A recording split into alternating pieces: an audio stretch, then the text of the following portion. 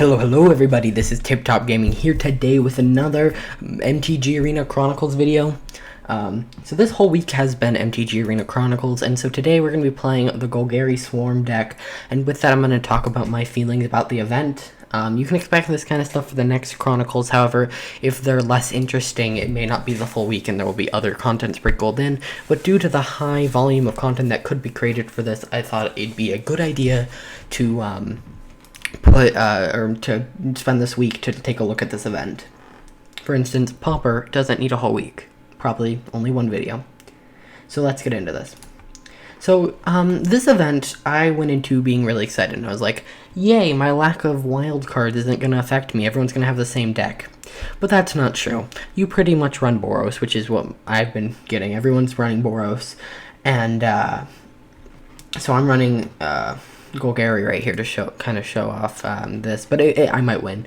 But overall, I just feel like it feels I'm not gonna say it's rigged, but something about it definitely feels off. I go on these giant losing streaks when really this should be a very, very, very even match. And so something about it I think it's the Boros that makes everything feel really uneven. And so let's see if this guy's playing Boros.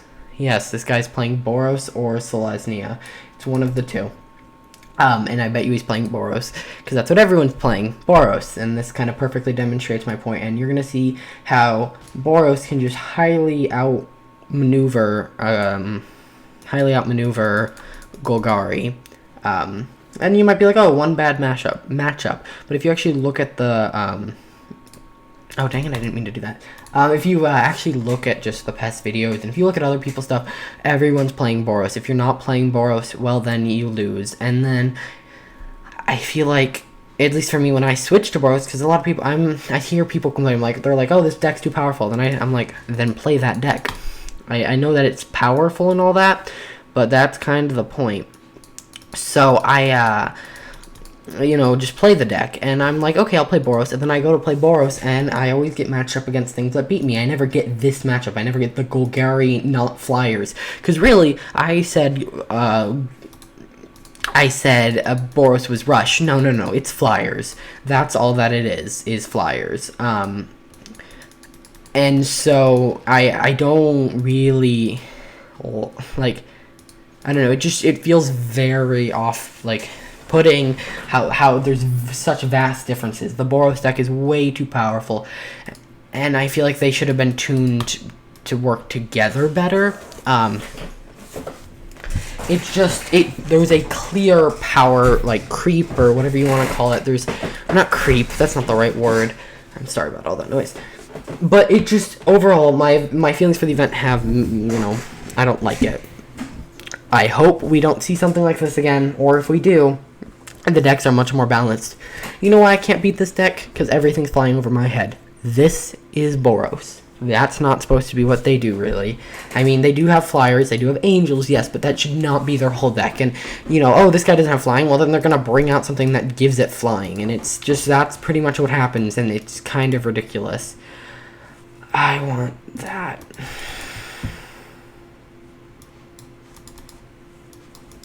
So I'll play this, each person's going to sacrifice a creature, I'm going to sacrifice this, he's going to sacrifice Goblin Banneret?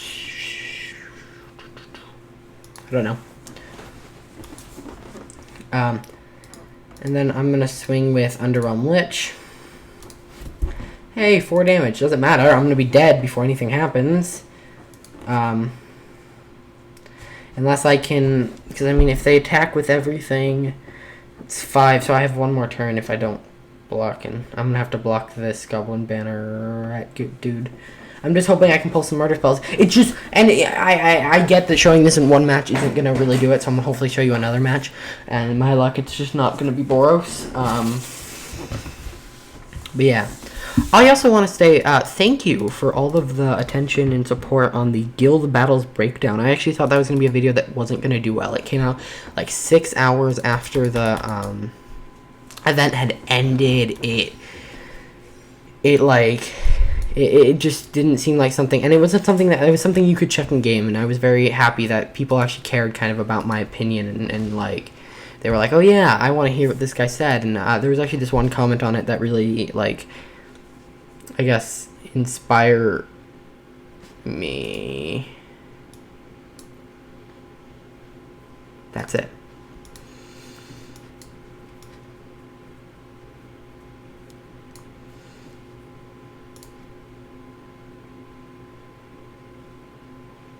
We have to do this. We lose anyways, but we had to do it. So we lost. And this kind of just sums up my whole feeling for the event. I mean, I did get a couple wins. Both were with Boros, actually, and they were in that last video. I only showed the good games. So why don't we switch... Actually, well, I'm probably going to label this video as... actually, you know, let's not. Let's switch over to Boros and see how we do. Oh, sorry. And see if there's any difference. And I'm trying to show off these games to show that I'm trying not to, because I feel like I'm going to say this, people are, well, you're just bad at the game, you know, just accept that you're bad at the game. And I'm like, okay, yes, I may make play mistakes, but it's nothing this drastic. And most of my play mistakes only happen when I'm not saying I'm perfect, but I'm saying, like, outside of the game, or outside of recording a video. All I'm saying is that while recording a video, it's a lot harder, and I've said this, so I'm going to stop saying this. Yeah, I don't know. So we're going up against Is It, which is a deck I actually haven't played against, or played. Is that a new animation? I don't remember that. Okay, so what we're going to do is we're going to swing at him. We're going to gain 1, he's going to counter swing, and we're going to be even, or I'm going to be above him by 1. Which will be nice, and just, you'll see, I'm already off to a better start. Sure, it's only turn 1, so, or 2 or whatever, so it's really hard to tell actually what's happening, but, I'm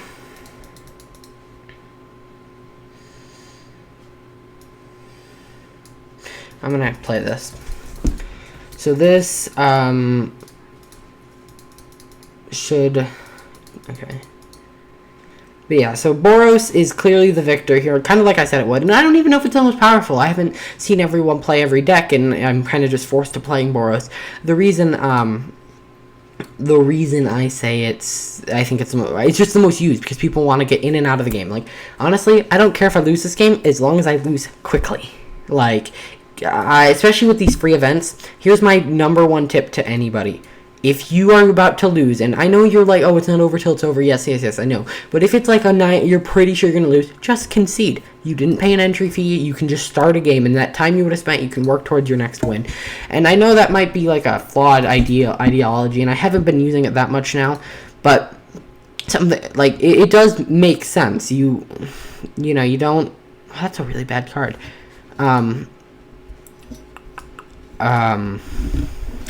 It just makes sense. You end up saving time, and it's just better. We're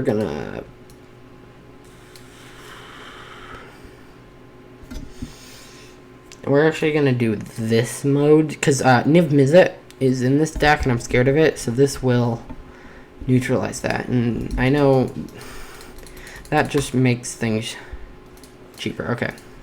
So, here's a good turn for us in the Boros deck, when a Goblin can survive, because then we start building it up. Because unlike a lot of other cards, this does not make you get rid of the Goblin. It's just, generally, you swing the Goblin into death. So I'm going to play the Sacred Foundry. So, they're going to murder this. Actually, not murder, but exile that. And, yeah, I think one of the other issues, and this is probably, you know, just my fault, is that I feel like I'm always being acted against. I feel like I'm always going second. I feel like, I will try to be like, haha, you know, I did something, and then, oh, they'll have the exact answer, like the one answer in their entire deck. And it really just kind of stinks. I don't need that. We can go put that in there. Which, this creature is a great mana sink, and we're not going to do that. Next turn, we're going to swing with Goblin Banneret and Goblin, I think, depending on what they do here. Because if they play, I'm kind of saving this for Niv Mizzet. I know it's a 1 card in a 60 card deck, but I feel like it's going to come out because it always does. I'm trying to plan for the worst here. Oh, but if things obviously get too bad, I'm just going to do it. Okay. See, this is where they just start. I guess this deck does have a decent amount of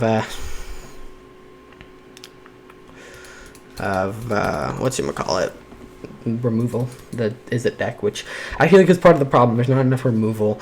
But maybe that's because I like playing control. I don't like playing creatures onto creatures, really, because I just feel like, oh, I'm at a wall. I can't.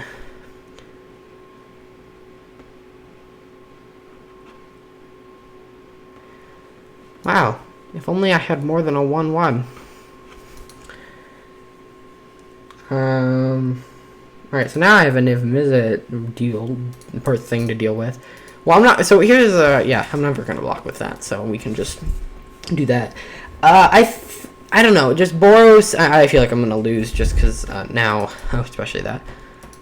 Now, he can just start chaining things, and I get, although he doesn't have anything in his hand, so, and since this isn't constructed, we are slightly better. Not that. I'm not going to swing, right, because I can block that with that. Yeah. This is a good card. I didn't know it was a thing. I mean, I probably knew it was a thing at some point, but, yeah. But overall, I'm hoping the other events are more exciting, because I'm going to have to grind through this to get, 6 wins, or whatever I have to get. Haha.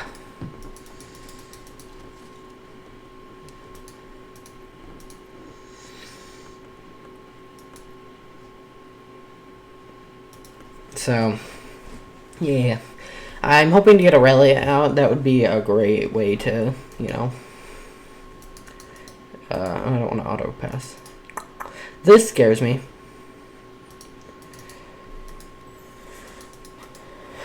A little bit. It's a nice wall thing to block. Okay. So, you'll notice that, I now have I have 3 ways to deal with Niv Mizzet if that comes out. So what I'm hoping is that he casts an instant or sorcery spell, preferably not targeting a creature of mine. Okay. So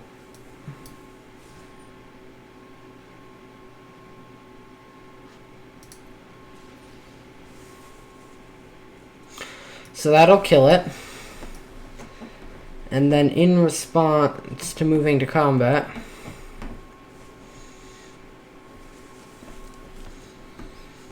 I can kill the wee Dragonauts, which I know aren't like, oh, scary. It's just honestly, they can get really out of hand really quickly. And I know I'm like, oh, no removal, then my hand's full of removal, and it's kind of, you know, I'm like I said, the Boros deck is the deck to play. Okay, we're gonna pass to no blocks. Okay. Woo! I'm trying to think. I need lethal pretty much because they have. I mean, everything here. This is in my way. Okay, just actually stop this. I'm getting tired of them getting card draw from this, so it's dead. And now, they won't swing unless they can cast an instant or sorcery, which they can chain with Thousand Year Storm. It's an instant, right? Yeah, it is. Okay. The response part.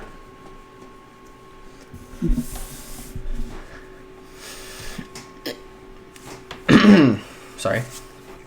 So he's reading Thousand Year Storm, so that means he has 2 spells in his hand. He has no jump startable stuff. Okay. Wow, that's not good. I liked that. That had double strike. I could boost that, and +2/+2 becomes +4/+2 with first strike. Well, not really. Not exactly. No blocks. I could have killed it. Oh god. See, this is now when I draw that land, I know that I'm basically dead.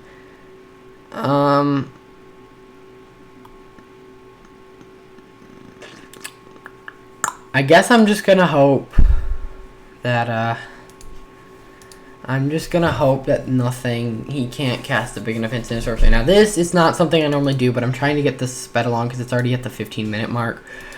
So, yeah.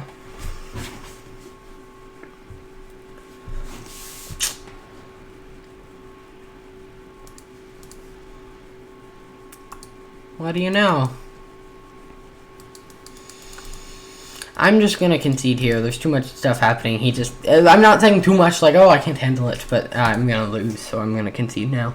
I hope you guys enjoyed this video and my thoughts on this event. Overall, it's kind of just disappointing to me. I was really excited about it, but the decks ended up being kind of boring and bland, so I guess that's the same thing. And so they became really uninteresting to play. I hope you guys enjoyed this video. If you did, hit that like button and subscribe, and I'll see you in the next one.